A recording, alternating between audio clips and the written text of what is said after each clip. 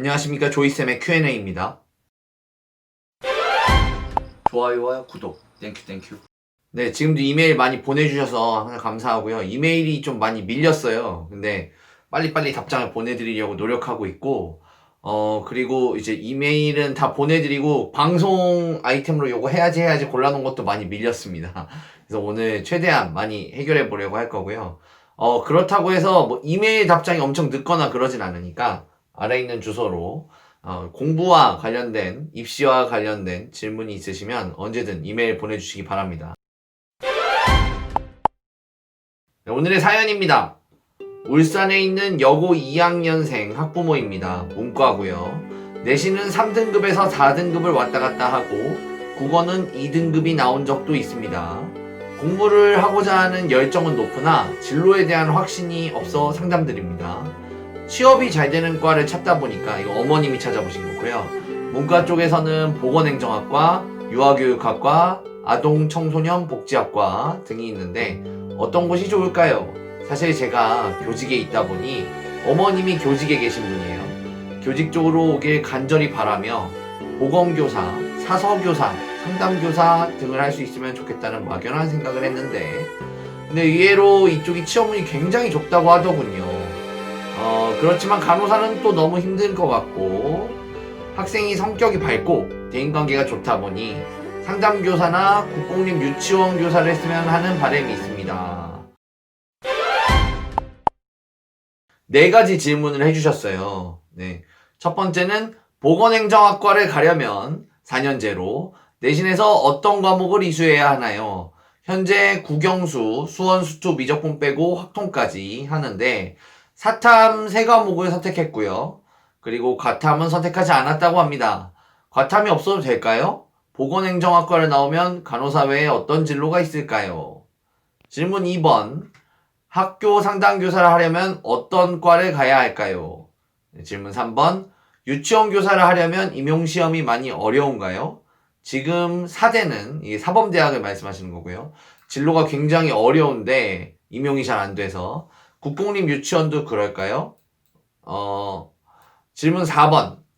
문의드린 곳 외에도 미래 사회에 필요한 전도 유망한 과는 무엇이 있을까요? 하는 엄청 심도 있는 질문을 해주셨습니다.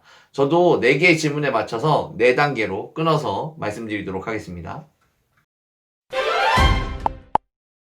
질문 1번이죠. 보건행정학과를 가려면은 내신에서 특별한 과목을 이수해야 되냐, 과탐을 선택을 안 해도 괜찮은가?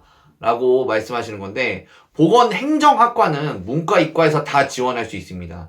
그 얘기는 문과에서 지원이 가능하니까 과탐은 별로 이제 신경 쓰지 않으셔도 되는 거죠. 그래서 수시 종합교과 전형을 쓰신다면 어차피 현재 문과에서 지원이 가능했었으니까 뭐 과탐을 안 했다고 해서 특별하게 큰 불이익이 있거나 그러진 않을 것 같습니다. 하는 일도 그렇지가 않아요. 미적분이나 기하 벡터 유무는 당락에 영향을 주지 않습니다. 네. 그러니까 어머님들이 걱정하시는 건 이런 거죠. 수학에서 얘가 어쨌든 보건행정이면 의료 계열이니까 수학에서 막 미적분이나 뭐 기하 벡터를 해야 되냐 아니면 과탐을 꼭 해야 되냐 이건데 어머님 지금 보건행정학과 정도면은 과목보다는 내신이 몇 등급이냐가 훨씬 더 중요합니다. 정리해드리면 수시 종합, 수시 교과에서는 과목보다는 내신 점수가 훨씬 더 중요하다. 몇 등급을 받는지가 훨씬 더 중요합니다. 또한 수시가 아니고 수시 논술이나 정시 전형으로 들어가게 되면 또 이건 내신이 전혀 들어가지 않으니까 그러니까 내신의 과목명이 전혀 반영되지 않으니까 또 내신의 과목 고민은 무의미하게 됩니다. 그래서 과목 선택의 고민은 사실상 없습니다. 보건행정학과를 졸업하면 무슨 일을 하게 되는가? 이게 간호사 외에도 병원에 취직해서 행정 업무를 보거나 보험사에 취직하시는 분들이 또 계시고요. 또 말씀하시는 대로 학교에서 보건교사가 되는 경우도 있습니다. 두 번째 질문은 학교 상담교사를 하려면 어떤 과를 가야 하냐? 심리학 전공을 하셔야 되고 대학원에서 전문 상담교사 2급을 따셔야 되고요. 임용고시에 합격해야 됩니다. 3가지나 해야 돼요. 대학원이야 사실은 뭐 대학원에 다니시는 분들 아니면은 입학 힘드신 분들한테 좀 죄송하지만 다른 거에 비해서 이렇게 문턱이 높진 않습니다. 근데 일단은 문과에서 심리학과라고 하는 건 미디어 관련 학과 다음으로 경쟁력이 엄청 높은 최고 인기 학과 중에 하나예요. 그래서 심리학과에 가는 것은 사실은 엄청 어려운 일입니다. 대학교 4년제에서 심리학과는 그리고 웬만치 좋은 학교에만 설치되어 있는 경우가 많고요. 상담 교사가 되는 게 어렵냐 안 어렵냐를 또 말씀드리자면 2020년 서울시 교육청에서 발표한 통계가 있어요. 그걸 보면 전문 상담교사 일반 전형에 57명 선발을 하려고 했는데 지원자가 251명이 왔거든요. 4.40대 1이었습니다. 2020년 임용고시의 평균 경쟁률은 10.96대 1이었어요. 그래서 비교적 괜찮은 경쟁률이죠. 네. 임용고시를 일단 합격을 해야 되는데요. 임용고시에 합격을 하고 나서 들어가는 것 치고는 다른 학과에 비해서는 좀 괜찮은 편입니다. 하지만 아시죠? 임용고시 통과하는 것도 어렵고 4.40대 1도 그렇게 쉬운 건 아닙니다. 유치원 교사를 하려면 임용고시가 많이 어려운가? 지금 사범대는 굉장히 어려운데 일단 유치원 교사를 하려면 대학교 대학원의 유아교육과를 거쳐서 유치원 2급 정교사 자격을 따야 합니다. 유아교육과가 설치된 대학교가 많지 않아요. 그리고 유아교육학과의 경쟁률은 정말 높습니다. 네, 정말 높아요. 그리고 유치원 임용고시도 수도권에서는 대략 한 20대 1 정도라고 생각하시면 됩니다. 그러니까 자 다시 정리해드리면 유치원 교사를 하려면 유치원 유아교육학과를 가야 되고 유아교육학과에서 2급 정교사를 따야 되는데 유아교육학과 가는 게 일단 너무 힘들고 그리고 임용고시를 통과한다고 해도 선발이 20대 1 정도 경쟁률을 뚫고 들어가는 겁니다. 미래사회 전도유망한 학과가 또 뭐 있냐? 이 질문 제가 은근히 많이 받는데 제일 어려운 질문인 것 같아요. 이 미래를 우리가 어떻게 알겠어요? 그죠? 만약 이거 알면 제가 거기다 주식 투자할 텐데요. 사실 근데 3, 4등급 학생의 어머님이신데 이 그 질문의 코어로 들어가 보면은 3, 4등급 학생이 장래희망이 있기가 힘듭니다. 네, 솔직히. 3, 4등급 학생이 특징이 있는데 어떤 학생이냐면 시키는 대로 공부 잘하고 온순한 학생이에요. 별로 뛰어나진 않고 1, 2등급 학생들은 장래희망이 있죠. 왜냐하면 걔네들은 선택의 폭이 있잖아요. 갈 학교들 이렇게 있고 그 학교에서 이런 학과를 전공할까 이게 가능한데 3, 4등급 학생인 경우는 수도권에서 쫙 나오게 되면 쓸 수 있는 학과들이 좀 이렇게 다양하지가 않습니다. 그래서 3, 4등급이고 문과 학생이면 사실 특별한 장래희망 갖기가 굉장히 힘들고요. 그럼에도 불구하고 많이 저한테 물어보세요. 문과 학생인데 문과에서 그래도 좀 갈만한 학교가 뭐 있냐라고 여쭤보시면 저는 항상 국어국문학과를 말씀드립니다. 네, 국문과요. 네.